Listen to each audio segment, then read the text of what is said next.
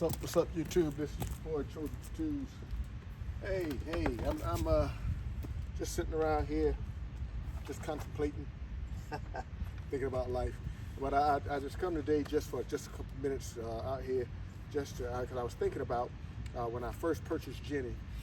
I had so many things that was holding me back, and so many things I had to really think about as I was getting ready to purchase another bike.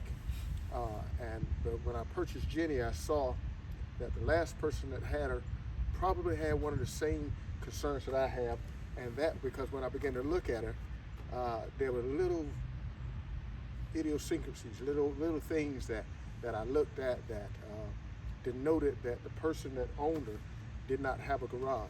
But I had to realize no garage, no problem. Because there are ways of being able to maintain a bike and secure a bike, even when you don't have a garage. And so this video, I guess, is not just for me and for those of you who are living in inner city situations where you don't have access to a garage. I live in a townhouse, and so what I had to do was I had to wrap my mind around it, and I went and purchased a utility shed, 10 by 12. I figured that was just big enough to fit the bike in, and I went and purchased it. And when I first bought her, I would put her in the utility shed, but it becomes so much of a hassle that 9 times out of 10 I'd always leave her out. I brought her in close to the house and just kept it here near the home. But I had to come up with different ways to secure it and make sure that she was taken care of, and so I did that. And what you're looking at right here is the first cover that I purchased. I purchased a cover that would keep her pretty clean and keep her covered, because the two real concerns when we're dealing with bikes and situations where you don't have garages is pretty much taking care of it to keep out the weather, and the other part is security. And so those two, when we really think about it, when we really want to put some effort into it, they're really not that difficult challenges that has to be met. And so when I bought her, what I did, I encourage anyone who has a bike, don't let the lack of garage space and living in a city, don't let that keep you off these 2s and off those 3s. If you really want to, you can obtain, because that was one of my bigger things when I was getting ready to buy. I was going, well, what do I do? Where do I put her? And so I went ahead and stepped out on faith and went ahead and bought her and did what I need to do to make sure that she's good. And so what I did was I purchased this full cover. It's for a full bagger, and it takes up a little space in the back, if you can see back that far, where I put the pack on. I put the tour pack on the back, and so it pulled it up over the saddlebags just a tad. But if I won't go ahead and pull it down all the way around, I don't have to worry about the rain. The only thing I have to worry about is when it rains, the rain kind of hits the ground and the dirt gets on the wheel. So when I come out, the bottom part of my wheel may be a little dirty. But other than that, a good cover takes care of that weatherization thing. Whether it's winter or summer, you really want to protect your bike. You want to protect it in the winter. You want to protect it from the rain. In the summer, you don't want heat beating down on your seats and fading your instrument panel.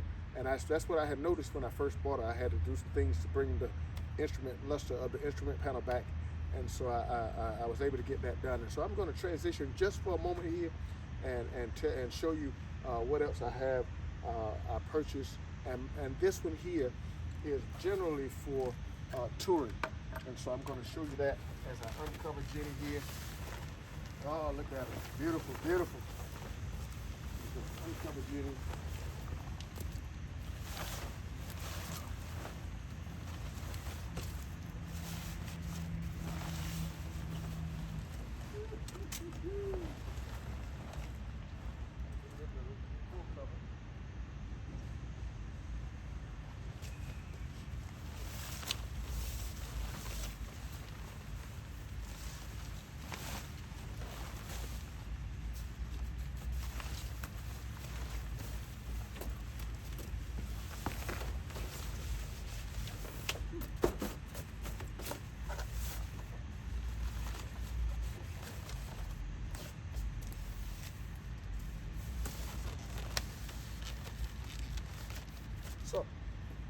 what I just did was I removed my full cover and I threw on my half cover. This is my travel cover. I travel with this cover, and in the summer, because I ride Jenny so much, a lot of times I don't even put the full cover on. I just go ahead and put the half cover on overnight and get up in the morning and jump right back on it, because I'm shutting it down sometimes at night and I'm getting right back on first thing in the morning, and so I can just jump back on it and take off. This right here is my travel cover. I take this when I travel because it's light. It keeps it out, keeps the sun from beating down, because a lot of that time is in the summertime. It keeps the sun from beating down again and messing up the instrument panels and fading things, and if it sprinkles rain just enough, because it oftentimes sprinkles rain just enough to dirty your bike, nothing more. And so I make sure that I keep it on there. I keep it with me at least, because it's really compact. You can roll it just as tight as you need to, and stick it in a little corner of your bike at some point, and make sure that it's there when you need it. So when I get off the bike for an extended period of time, I go ahead and put the cover on, and I let that be. And so don't let the lack of garage, keep you from being out here on these tools. Go ahead and purchase and work and figure it out, baby. Because sometimes that's what life is all about. Sometimes you take that first step, and then the rest you just got to figure out. And so that's the maintenance and the upkeep part, protection part, and protection of your bike itself. And what I normally do with this half cover when I take it off is I just go ahead and I just begin to roller.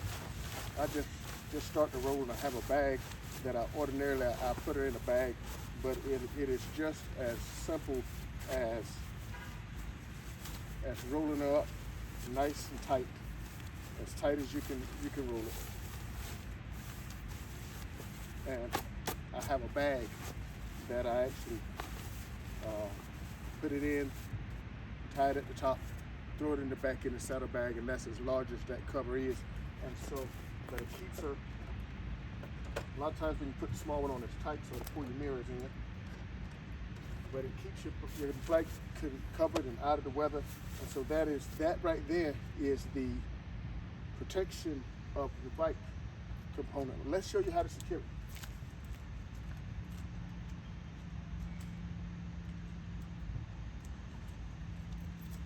On this Goldwing F6B 1800, the way to lock your steering column is to turn it all the way to one side,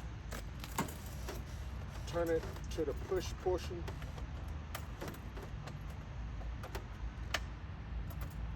push down a little bit, and then turn it on to lock. And then your wheel is locked. Now, if someone wants to pick this bike up and walk away with it, I want to see it happen. I ain't gonna fight them. They're a little more man or big woman than me, and so I'm not gonna attempt it. And that goes in either direction. You can turn it the other way, and you can lock your wheel, and your wheel can't be turned again. Okay, so that's one way of securing your bike. Another way I've found when I travel as well. Let me get her unlocked. All right, man. All right. Oh, turn it the wrong way. Another thing I do when I travel is I have purchased a Rotor lock. And so what I do is I put this on my Rotor, and this one here actually has an alarm with it. And so I put it on.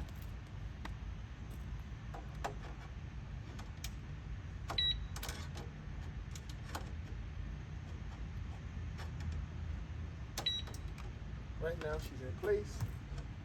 And I always run my safety cord.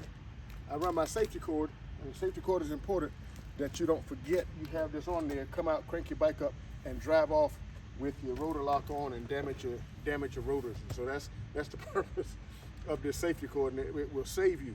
So never put your Rotor lock on without some type of safety lock. You hear that? Safety lock that will lock if you that'll bring your attention to the fact that something's down there. That's what that is for. Now this one here actually has an alarm, and when I'm in the house, I can actually hear this alarm. The bad thing is if it's outside and you put it on, a lot of times when it rains, it will alarm because the raindrops are hitting it. So this is, you can either use one or both of these particular security measures. You can go ahead and turn your lock your wheel, and put your wheel lock, or you can do one of the two. And either one is going to be what you need. It will give you a lot of peace of mind, a lot of security, in that when you come back to your bike, or you go to work, or you go to the grocery store, if your bike is at home, you go to the grocery store and you come back, your bike will be still there. And so that's how I secure. Now I will tell you, if you're in the inner city, you may not have this option, but a lot of people in rural areas that don't, even if they don't have garages, a lot of people have Ring cameras now. And so what I used to do was put it in front of, right in front of the front door, in front of the Ring camera. And if anybody messes with it, you see it. Okay, you see it on your phone, or you have a recording of it. And so that works as well. But I would, that anybody who's out there who's thinking and contemplating about getting on these twos, getting on those threes, don't let anything stop you. Don't let the fact that you don't have a place to keep it stop you. If you have family members who are not so secure, not so with you being out there on the road, and they worry about you. Now, when I first bought my first bike, my mom used to worry, and I knew my mother worried. And so I was extremely careful. And I'm still extremely careful, because now I worry. And I got a family to come home to. And so don't let anything stop you from getting out here on these twos. You have ways to cover it up. You have ways to secure it. You can put it in front of your house if you live in an inner city. If you live in an apartment complex type situation, you just have to see what the complex will allow, as far as not having to park it out into a communal parking area where somebody's apt to maybe pull in on it or back into it. Maybe they'll give you another space that you can utilize until you're able to get better options. And so they make all types of covers. They make one cover that fits a full dress bagger, and you pull it over, and it's called a carport. And so you just pull it in and pull the tube, and it looks like a big egg. It looks kind of awkward. So a lot of people opt not to put that in their yards. A lot of people aren't allowed to put those in apartment complexes and townhomes. And so, but just check out your options. I say check out your options and make sure that you can do what you need to do. But this is my time, people. I just want to come on here and encourage those of you who are out there contemplating but don't have a garage. If you don't have a garage, that is not a problem. Get out here on these twos, make it happen. Don't forget, people, I asked you the other day, if you don't mind, if you will, like, comment, share, subscribe. You already have it. Share it with somebody else. We have a goal we're trying to reach. I think right now, I said 224 the other night. We picked up 4 more subscribers. I need 220 subscribers. And once we hit that 220, you're going to see some things, baby. We're going to start doing incentives. And make sure you hit me in the comments so I can know where you're at and what you're doing, because that'll be a part of the incentive as well, and knowing who to reach out to. And so hit me in the comment, and in the comments, if you give me one or two comments, and in your comment put @chosen4twos, baby, because this is your boy. I'm going to see you out there on those highways, byways, thoroughways, freeways, anyways, just some way. But I'll see you out there. This your boy. This is my time. Peace. I love you.